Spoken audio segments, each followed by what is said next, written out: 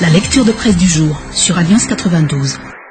On commence notre lecture de presse de ce lundi avec les nouvelles, assimilant la situation politique de Madagascar à la diététique dans son éditorial, avec comme soi-disant cordon bleu, chefs des chefs et chefs d'État se sont succédés, gavés d'idéologie sous l'écusson du patriotisme. En cours de route, la sauce de base s'est métamorphosée sous de multiples pincées de sel, bon ou pas pour la santé, de qui à la base, de ce que les cuisiniers appellent le peuple, écrit le journal. Au menu, émincé de promesses depuis 1990, toujours meilleures, sous l'égide d'une démocratie engendrant en 1991 des mouvements de contestation résultant d'une crise économique latente datant des années 80, aussi liée à l'époque du renversement du socialisme dans le monde. En 1996, un chef cuisinier se fait destituer par la Haute Cour constitutionnelle, soit d'autres marmitons mécontents, contestant la composition d'une sauce qui sera servie à la masse. En accélérant sur la frise chronologique, en 2002, les grèves générales illimitées reviennent à la charge, faisant allusion au couvercle d'une marmite vide sur le point d'exploser. La prise de pouvoir de 2009 par une autre équipe de sauciers nous ramène à 4 ans plus tard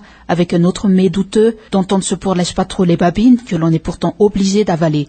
Mais avons-nous le choix face à tout ce buffet historique dont la vertu laisse à désirer, car c'est bien aux dépens de la santé de chaque citoyen que des chefs se bousculent pour préparer une soupe populaire non diététique avec des amalgames souvent incompatibles, le cycle continu, inéluctable et incontrôlable. Outre la charte d'engagement des journalistes pour la couverture électorale ou encore l'octroi de 6,2 milliards d'ariars par l'Union européenne pour accompagner le processus électoral, car c'est bien le cyclone Aruna qui a porté sa grasse crème au sud, sa frappe de plein fouet fait parler les plumes, avec provisoirement ses 13 morts, 47 blessés et 17 092 sinistrés, conclut les nouvelles dans son éditorial. À sa une, l'Express de Madagascar nous titre « Aruna crée un cauchemar à Tuléar ». De mémoire de Tuléar Roi, on n'a jamais vu ça. Le cyclone Aruna restera sans doute dans toutes les mémoires. Un nouveau-né ne sera jamais affublé de ce prénom. Les plaies et cicatrices qu'il a laissées ne se refermeront pas de sitôt. Tuléar en est marqué à jamais. La digue de Fierinen n'a pas tenu cette fois. Il y a 2 ans, elle était tout près de céder. Depuis, rien de sérieux n'a été entrepris pour la renforcer. Aruna est venu achever le travail. Tuléar Timur restera éveillé pendant longtemps en attendant que les larmes sèchent. Midi Madagascar, quant à lui, note que la météo promet du beau temps après les ravages de Aruna dans le sud. Quant aux autres sujets préoccupants du moment, ils ne suivent pas cette prévision. Ils entraînent plus d'inquiétude que de sérénité. Et devant ce panorama, les élections envisagées pourront-elles se tenir? Une matière à réflexion. Dans le même élan avec la politique, selon Midi Madagascar, pour bon nombre d'observateurs, le Premier ministre est devenu le 3e principal protagoniste de la crise, après les traditionnels Mark Ravalomanan et Andrazoeln.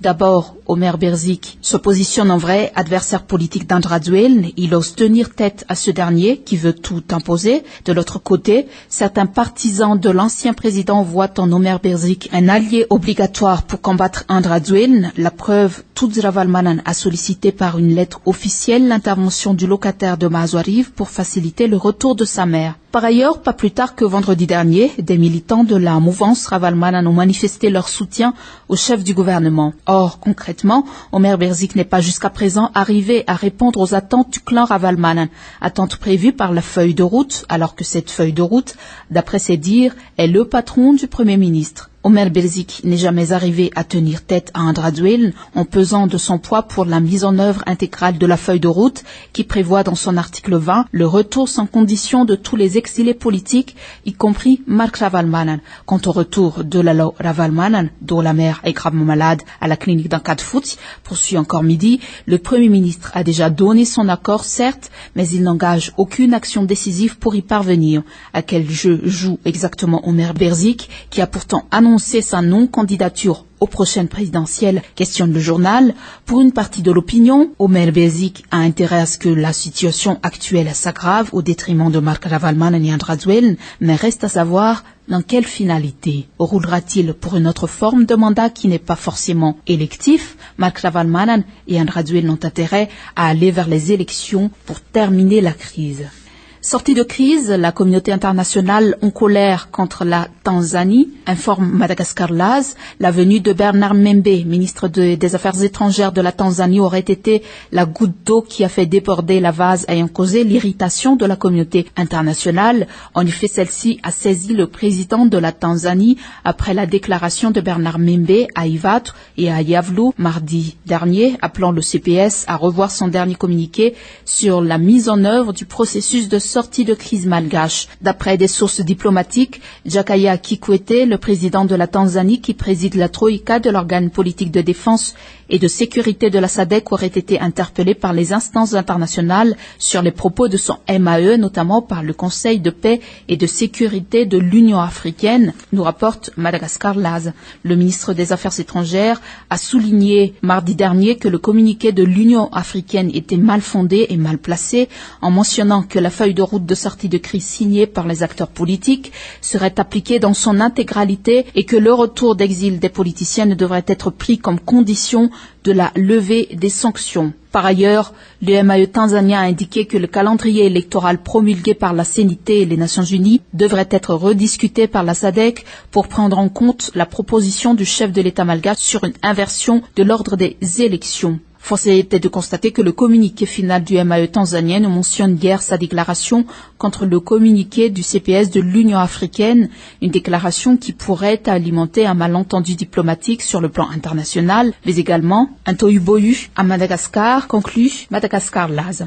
Courrier de Madagascar mettant une des ripoux au sein du SMM et du CSM, point d'interrogation. La déception est monumentale. Bon nombre de citoyens y avaient cru lors de la déclaration des résolutions tirées des assises nationales des magistrats qui se sont déroulées l'année dernière. Mais en l'espace de quelques mois seulement, la situation a très vite changé. En effet, si l'on s'en tient à ces résolutions, comme si Madagascar avait le système judiciaire le plus honnête qui soit, puisque le changement est enfin arrivé. Cependant, la réalité en est tout autre, car les mauvaises pratiques sont toujours monnaie courante au sein de la justice malgache, fait remarquer Courrier. En effet, un certain nombre d'actions de quelques magistrats membres du syndicat des magistrats de Madagascar, SMM, et du Conseil supérieur de la magistrature, CSM, fait actuellement tache d'huile.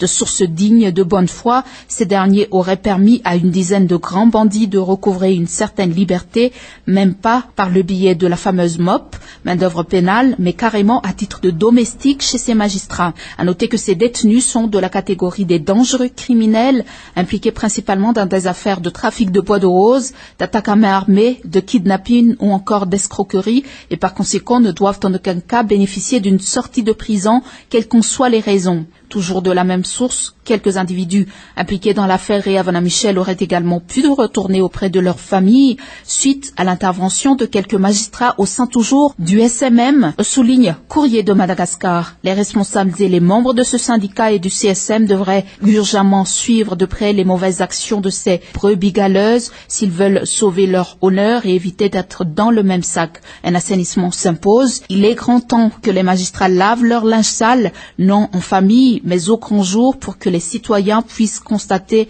réellement leur volonté dans ce sens, s'il y en a, ensuite afin de regagner la confiance de leurs concitoyens et pour le respect de la transparence tant réclamée par le SMM, mais également pour démontrer que personne n'est au-dessus de la loi. Toujours à ce sujet, vers la fin de la semaine dernière, écrit Madagascar Matin, la mise en place de la Maison du droit a fait un coup d'éclat dans le monde judiciaire, l'objectif étant de rendre la procédure plus accessible à la population. Effectivement, on peut voir dans la Maison du droit tout ce qu'il faut et obtenir toutes les informations sur les démarches pour rester en justice. Mais devant ce qui ressemble à une tentative de renvoyer une image rassurante du système judiciaire, certains détectent une velléité de détourner l'attention du public de ce qui se passe vraiment, de la réalité selon laquelle la justice est loin d'être impartiale et qu'il y a des catégories de personnes sur lesquelles elle s'abat plus sévèrement que sur d'autres. Et récemment, des informations recueillies, nous signale aussi Madagascar Matin, ont fait état de certaines pratiques qui sont à l'opposé de ce que l'on est en droit d'attendre des hommes de loi.